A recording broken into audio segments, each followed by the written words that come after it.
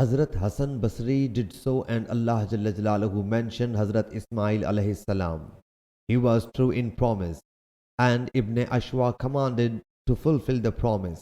And Hazrat Miswar bin Makhrama narrates that I heard from the Prophet sallallahu alaihi wasallam mentioning his one of the son-in-laws that he fulfilled the promise he made with me.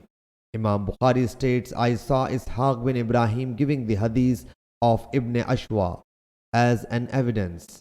Hazrat Abdullah bin Abbas radiyallahu anhu told Hazrat Ubaidullah bin Abdullah, and he said that Abu Sufyan told me that Herakal said to me, I asked you what things he, the Prophet sallallahu alaihi wasallam, commands you.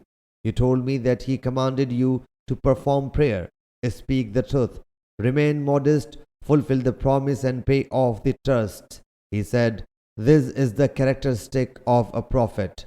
Sahih Bukhari, Hadith number 2681.